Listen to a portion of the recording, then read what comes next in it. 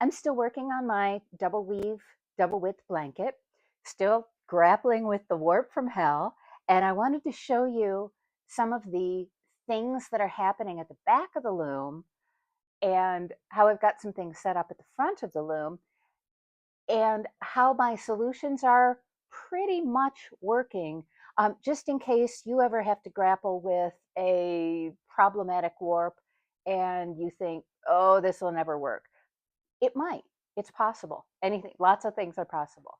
So here we are at the back of my loom. And remember that when I first put this warp on, I did it from back to front, which means that I had a rattle sitting here on the back beam, and it neatly separated in groups of whatever, I can't remember now, probably 20 threads. It neatly separated all these 720 warp ends in neat, consistent bundles. And so when I first beamed the warp, before I noticed that I had all these threading errors and other things going on, when I first beamed the warp, this whole set of warp ends on the back beam was just beautiful because you beam the warp and then you take the rattle off and tighten up the warp some more. And so every thread was even and they were beautifully spaced and they looked fantastic. And because I hadn't yet broken any warp ends or had other threads of uneven tension, I didn't have any of these S hooks. I didn't have any of my warp weights. It looked perfect because it was pretty perfect, except for the threading problems and other things going on. Now it's a mess. It's a disaster. I try not to come back here very often, which is sadly not possible for various reasons that I'll explain in a second. But I hate because I hate the way this warp looks. Uh, things get twisted, things get bunched up. The warp weights themselves are doing their job, but it's ugly, and I hate it. Uh, but every now and then you're going to need to solve problems like this. So let's take a look at how I did it. So the first thing I want you to notice are my warp end fixes that are wrapped around these warp weights, which are little gizmos you can buy. This is actually a freebie that I got at a fiber festival, and I wish I'd not lost the other one because they're really handy. I like them a lot. So this is what you use when you need to wind a lot of a fix end, a cheater end. Uh, it's just wound around the stem of the warp weight, and then I've got and these washers add some more mass, some more heft to the warp weight, and then this eye hook, this cup hook at the top, uh, just holds everything in place. So when these hang off the back of the loom, they're doing exactly what every other warp end does, which is holding some tension on.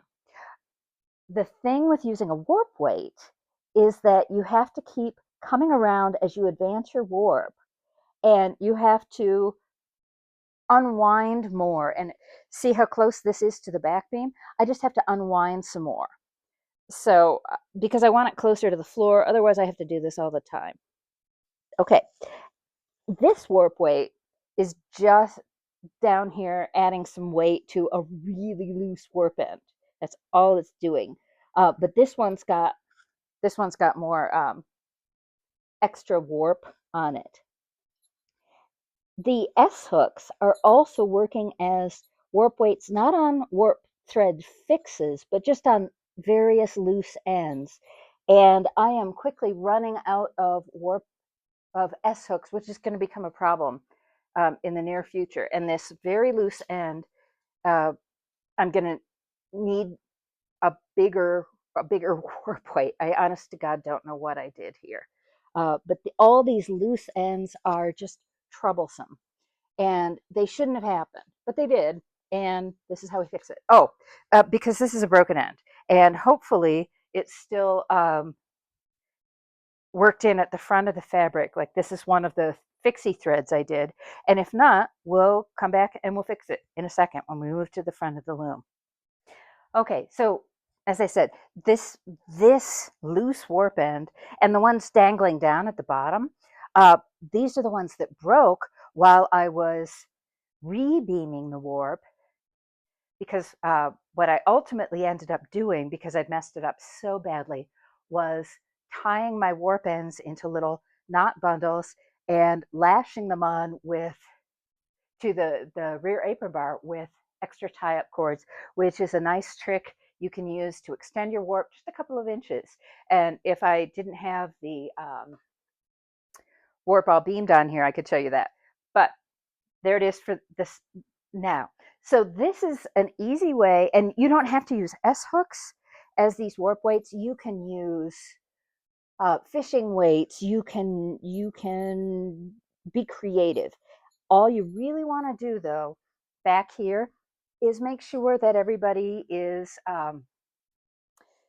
got some extra weight on it. So when you've got floppy warp ends, this is the fix.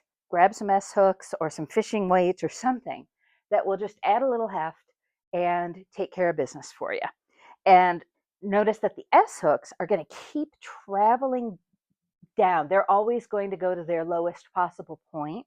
So you don't need to keep adjusting them the way you do the warp weights. Okay, so now let's take a look from the front of the loom to make sure that that purple warp end that was broken at the back isn't going to cause me any problems at the front.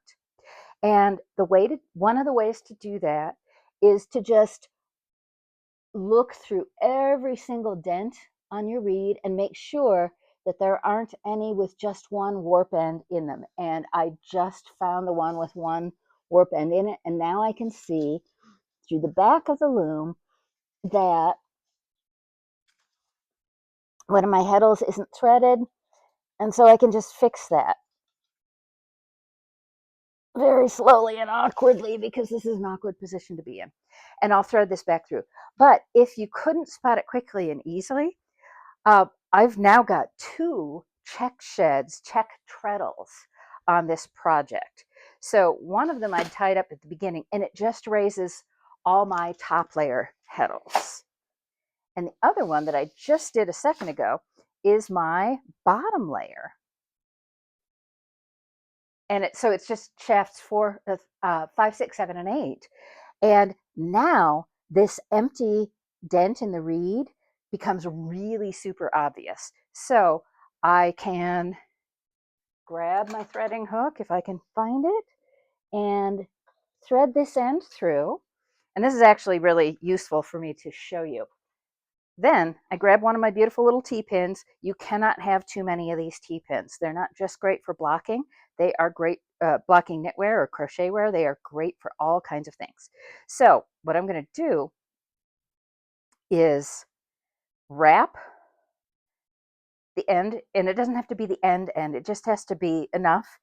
You want enough play that you can, I'm going to do that again because I want to be closer to the fell line. You want enough play that you can tighten up this warp end from the front. And then I'm just pinning this into place. So when I start reweaving, this end is going to be all dangly and loose, and I can needle weave that back in later on. Okay, other things I want to show you from the front of the loom are my, I'm going to call it a jig because I work in a manufacturing environment, and this is what we call the wood parts that are the models. So this is a jig made out of adding machine tape because it doesn't stretch and it's nice and wide, and I can put all kinds of notes on here and I can pin it wherever I want. So what I've decided to do for this project is to turn this into a color plaid. It's not a twill because it's it's plain weave, but it's a plaid project. It's a plaid color pattern. So I'm basically noting out how I'm doing it and what colors I'm using, so that when I hit the middle point, I can turn around and hopefully redo as much or as little as, well, as much as possible, given the fact that I don't know any longer how much, what my warp length is on this loom because I've messed it up so many times. So I'm just making a note that I've got a wide block, and this is marked on my jig from, you can't see it because it's under the front beam, but there's a line here marking the start of this color, and the wide block goes up to here, and it's about 14 inches, which is approximately the width of one of these wide stripes in the warp. So I'm going to weave 14 inches in amethyst, and then I've done, and you can't see it because it's around the cloth beam, but then I've done a 2-inch stripe in a navy, a 5-inch stripe, and all my measurements are marked on here. So as I get to each section in the weft, I just pin it and then weave until I reach the top bar, and then I know that my that my colors are as even as possible. So 14 inches, the wide block, 2 inches, the narrow, the skinny stripe, 5 inches is my narrow block, 2 inches is my skinny stripe, and now I'm in the middle of another wide block. So I'm going to keep making notes like this and writing down what color I used, how much of it I wove, and the name of the thingy on my jig here. So the narrow block is this bar up to this bar. The skinny stripe is this bar up to this bar. And then the wide block goes from this bar all the way down here. So that's what's keeping my graphics in line, in check, as it were. This much longer section of adding machine tape, and it's so long it's a little annoying, and I'm going to put a paper clip in it in a second. This much longer one I've marked off in 24-inch increments. So you can see that I'm closing in on the 30-inch mark of my project. And ultimately, I want this blanket to be about 84 inches long. We'll see if I've got enough warp to make it happen. But this is my goal. So I've got it marked up to 84 inches.